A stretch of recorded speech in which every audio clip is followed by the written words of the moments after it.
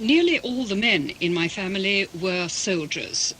When the revolution came, my grandfather and my uncle both found themselves in the thick of the Civil War and the White Movement. But my parents found themselves in the port of Vladivostok, and in 1919, early in the year, a telegram came from Trotsky, the so-called Commissar for War, ordering all, as it said, former officers of the former Imperial Army, they were to be arrested. Fortunately, there were one or two officers' wives working in the telegraph office or the post office. They delayed delivery of that telegram for 24 hours, and in the meantime, anybody who could leave did leave. Irena Kirilova is a British citizen, but her Russian inheritance is one of which she's very conscious and very proud. It may in retrospect seem obvious that she would join the very special profession that's the subject of this series, the interpreters. But like several others I've talked to, she found herself at the shoulder of history almost by accident. Since she was born and brought up here, I wondered when we met if she felt British or Russian. My parents belonged to that group of Russians who believed that they had to pass on, first of all, their own language, their own culture, what they lived by. So both my brother and I grew up speaking Russian first, and we then added English and, as it happened, French, because we were sent to the French lycée. So you were bilingual from the very beginning. Did you therefore see your future career as a linguist? Not specially. The prime consideration was you've got to get onto a good university course.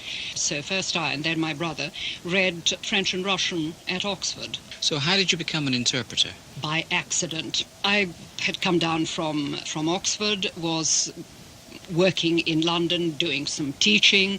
I was also quite active in a wonderful institution called the Pushkin Club, which had been founded by a Russian woman who was married to a former High Commissioner for Refugees. She believed that in the thaw period, after the death of Stalin, the two wings of Russian culture, in other words, what was still Russian culture, what had been allowed to survive, what was coming to the fore again in the Soviet Union, and the Russian culture that was still personified, so to speak, by a number of remarkable members of the old white emigration, that there should be a place, a forum, for them to start meeting again, and for the British listener to be able to come and to hear.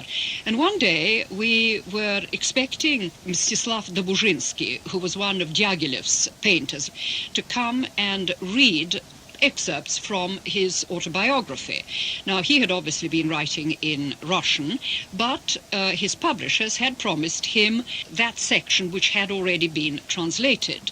Well, either the translator or the publishers somehow didn't quite come up to the deadline, and Dobuzhinsky arrived looking rather charming and rather helpless and saying, "Here is my text." And the text was in Russian, in his handwriting. And if ever there was a case of fools rushing in where angels fear to tread, that was it. Somebody said, "Oh, haven't you got somebody with both languages who could perhaps translate this?" Now, the fact that one may be bilingual is not a proof that one's going to be able to interpret a text in one language correctly and meaningfully into another. But I was young, I was foolish, I was obviously the person who was being fingered in this way, and I discovered, to my amazement, he would speak a long paragraph, and I was able to do what is known as a consecutive interpretation immediately afterwards. That was how I began interpreting. Given the wide political spectrum that attended those meetings at the Pushkin Club, there must have been some very volatile moments if, say, you were going to discuss the work of Pasternak. Yes, there was one very memorable occasion, if memorable is quite the right word. A particularly big and in some ways important delegation of Soviet writers had come to this country.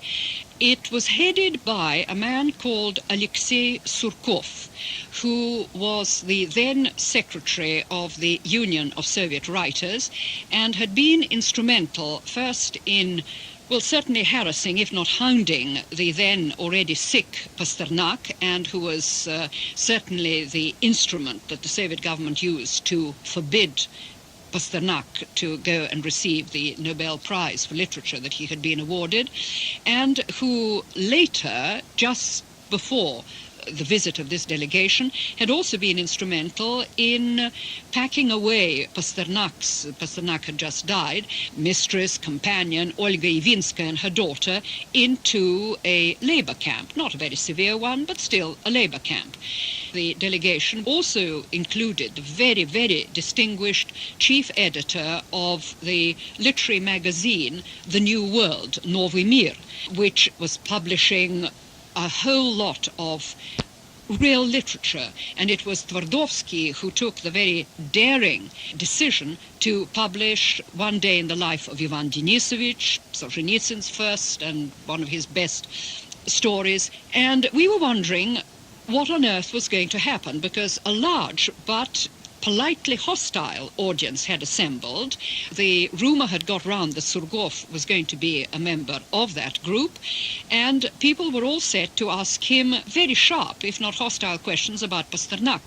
I was the interpreter, and perhaps more concerned for absolutely meticulous faithfulness than I've ever been, because I didn't want to give a more positive colouring to any single word, nor was it my right to slant it negatively.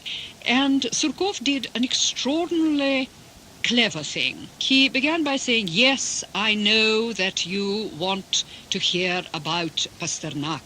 And he didn't let them say, yes, and what have you done to Pasternak? He said, yes, we, all of us, you and we, all of us in the Union of Soviet Writers, we love dear Boris Leonidovich. As you know, all Russians have a name and a patronymic, and there was this kind of false intimacy suggested by the use of the name and patronymic. We love Boris Leonidovich. He's such a wonderful man. He's such a splendid man. And then he would introduce very, very subtly the odd subversive note. But dear Boris Leonidovich, like all great men, has his oddities, his eccentricities, maybe even a lack of judgment. And where he began by saying that Pasternak was such a wonderful and lovable man, by the end he had managed to suggest that he was also really rather dotty and, well, poor man, you know, one had to do these things for his own good. He spoke for probably about 40-45 minutes, and at the end, this sophisticated English literary audience was saying, well, yes, of course, yes, what a nice man, how very interesting what he has to say. He had, in fact, bewitched them. But the bewitchment was thankfully broken by Twardowski, who had been looking more and more gloomy, more and more somber. He stood up and said, well, Surgov has spoken for a long time. Allow me just to read you a poem of mine. It was a short poem, simply stating the fundamental fact that a poet has no right to trade his conscience, and he answers for every word that he says. And he sat down. You mentioned Solzhenitsyn. When Solzhenitsyn was released from the USSR, you were one of the very first people to meet him. Why was that? The BBC had engaged Solzhenitsyn to come and speak, and this was literally days after he had arrived in Zurich, the first place he was expelled to from the Soviet Union. But Solzhenitsyn had made it a condition that the broadcast was going to be anonymous. Nobody was going to know that he was coming over to do this. So a fellow interpreter and I, we were driven deep into the country, and we were told that this was a very distinguished Russian figure. And of course it didn't take us all that long to work out that it must be Solzhenitsyn. After all, we knew he had just been expelled. Solzhenitsyn certainly made in those days, and I'm sure for many still perhaps continues to do so, he made an enormous physical impression. He walked into the room ahead of the people with him, swung open the door. He was much shorter than we expected him to be, but What was remarkable about him was, first of all, the intense blueness of his eyes and the intensity with which he looked at everything before him. He looked at each person as they were introduced to him. He looked at the room, and you could see that he was taking in everything in a very intensive way. And the other thing was the extraordinary, almost electric feeling of vitality that emanated from him. And as we discovered afterwards, both of us, both interpreters, had the same thought. This must be how he has managed to go into remission from an inoperable cancer. It was this extraordinary strength of the force of life. Great thorn in the side of the Soviet authorities, but also once he came out to the West, there were moments when his insistence on speaking the truth as he saw it was quite uncomfortable for some of his Western hosts as well.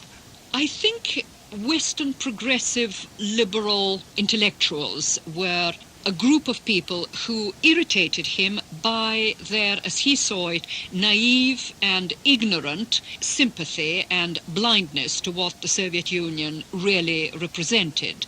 But when he felt that people were ready to listen to what he had to say, he could be a really inspired orator. You interpreted not just for Solzhenitsyn, but for other writers and artists who were coming over from the then Soviet Union.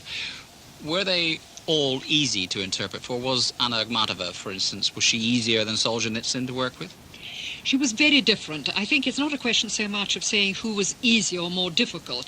Each one was a tremendous challenge. She was slow, she was very dignified, she was the poet, I'm almost tempted to say the poet laureate, the poet who has reached a moment of apotheosis, a poet who has at last achieved the worldwide recognition that was always hers.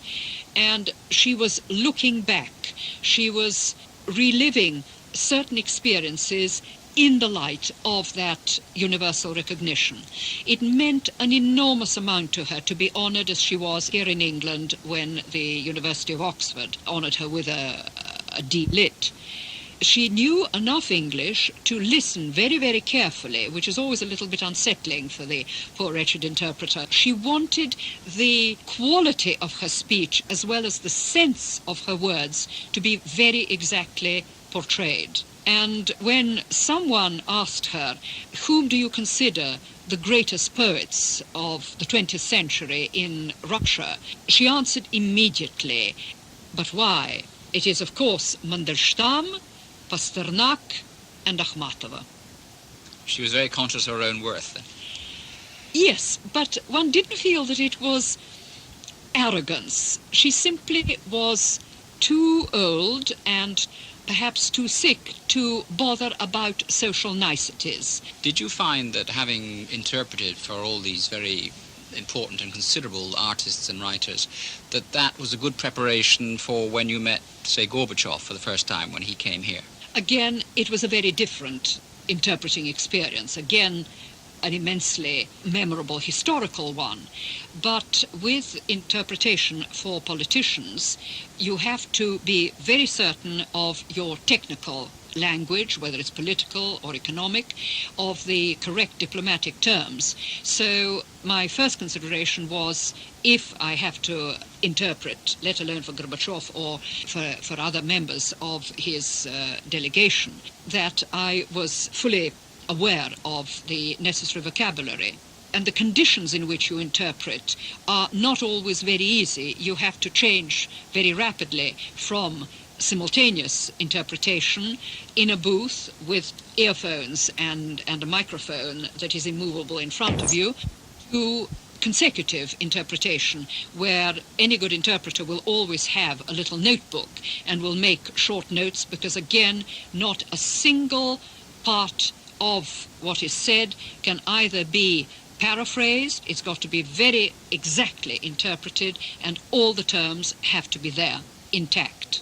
But on one occasion, Lord Young, who was the British minister that I was appointed to interpret for, escorted Gorbachev down the stairs at Lancaster House. And there was a conversation as we went down that splendid long staircase. At one point, I saw a chance which I couldn't pass by, which was simply, personally, as a White Russian from the old White Russian emigration, to say to Gorbachev how we appreciated the enormous historical significance of what he was doing and had done. And he didn't expect that, which was a curious reaction. He was almost startled by a purely personal, uncalled for tribute. When you spoke to Gorbachev in that way, did you feel that you were rather exceeding the interpreter's duties? Yes, I was.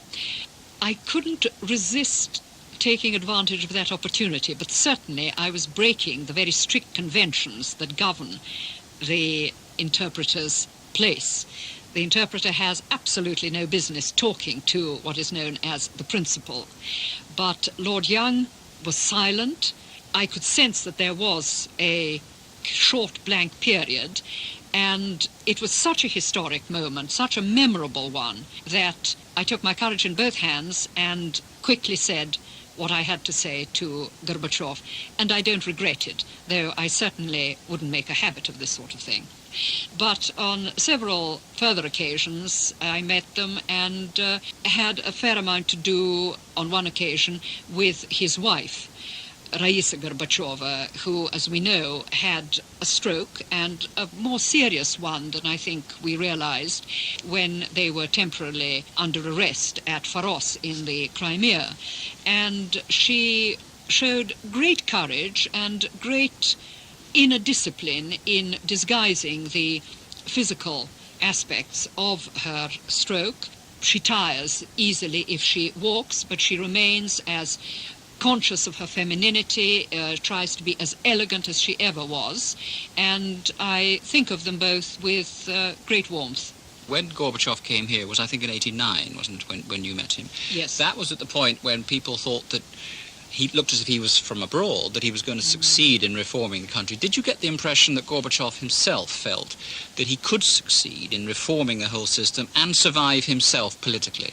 I think he thought primarily in terms of his ability to change the system. What he really wanted to do, and I think believed very deeply and very sincerely in this, that he could give the communist system, which he had after all been brought up in and had served in various capacities, that he could give it, as Dubček did in Czechoslovakia, a human face. I certainly would not have said that he thought in terms of his personal survival or whether he would succeed or not. He believed that this was necessary, and he believed that it could be done. What I think he did not think of, and which, as we now know, proved his undoing, he didn't realize that the system was unreformable. He thought it was, and everything was directed to this end. After the coup that failed, but in fact destroyed his own power, and Boris Yeltsin took over, you interpreted for Yeltsin too on occasion. He was a very different leader and a very different kind of man, wasn't he? He was a very different kind of man. I met him when one of our leading newspapers wanted to write a profile of him. He had just been elected president of the Russian Republic.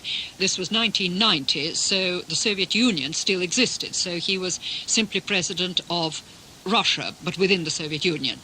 And the only time when he could be interviewed was on a flight between Vienna and Amsterdam.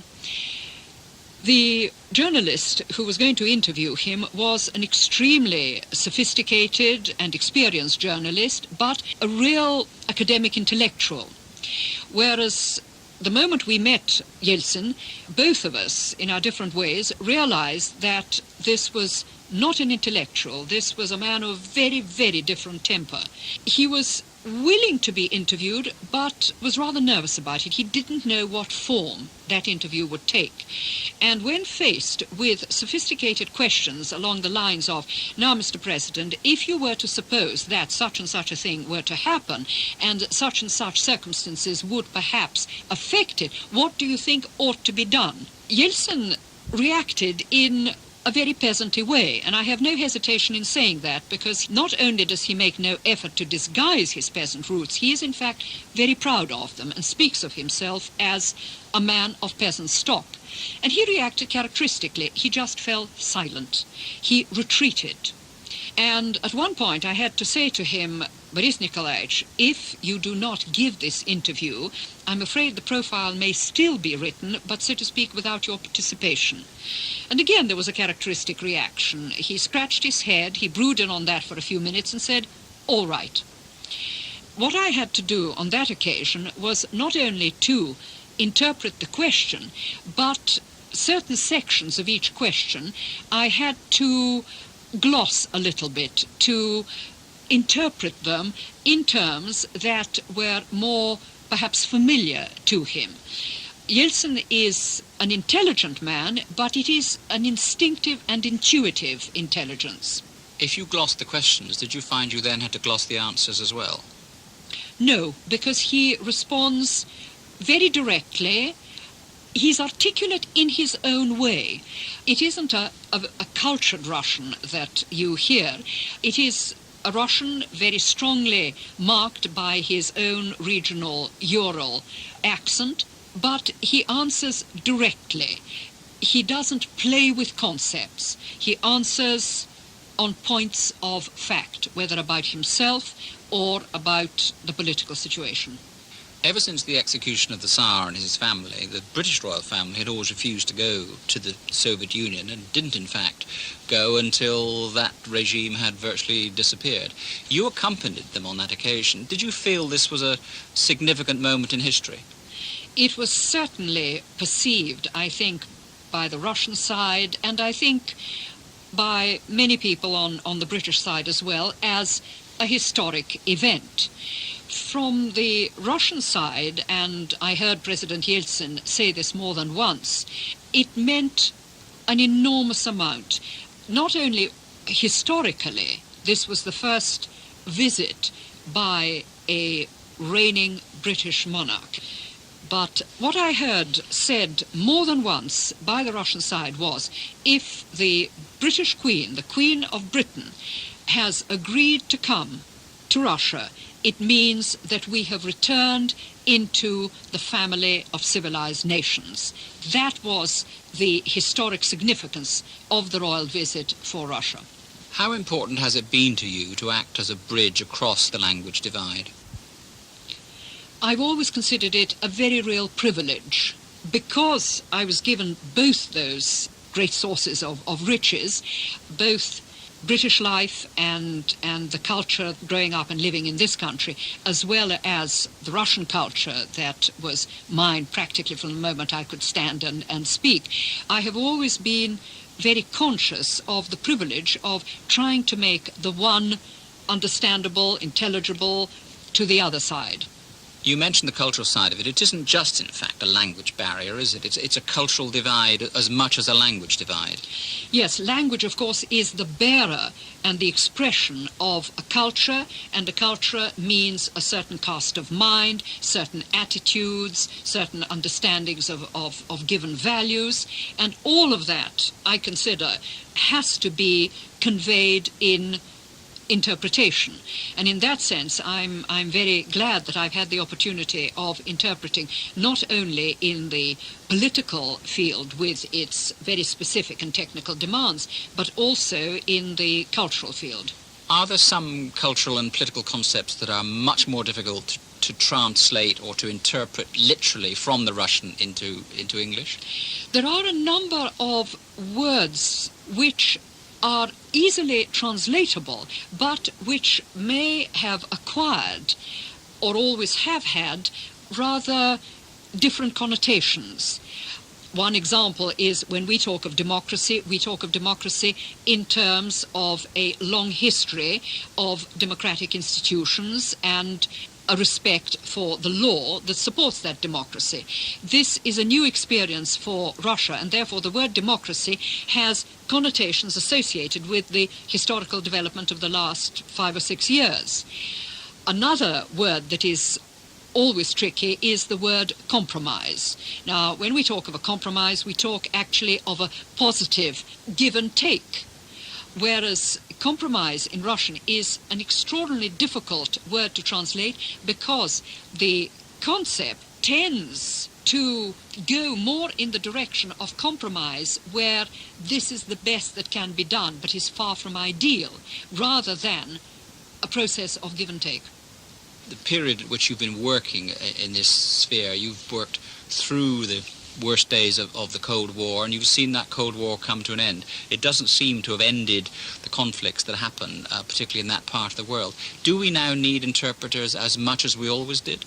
I think interpreters will always be necessary. However much the knowledge of English improves among an ever greater number of people, there are still certainly going to be areas where interpretation is going to be necessary. I think perhaps some of the particular situations in which interpreting is essential may grow, may change, may shift somewhat. But I think both in the political and in the commercial field, and probably to a large extent for some time yet in the cultural field, interpreters will continue to be essential. What I would like to see is interpreting that is not only simply an attempt to convey the literal meaning of the words, but interpreting which will always want to convey the values and the concepts that lie behind what is being said by whichever side. Irena Kirilova, thank you very much indeed. It's been a pleasure.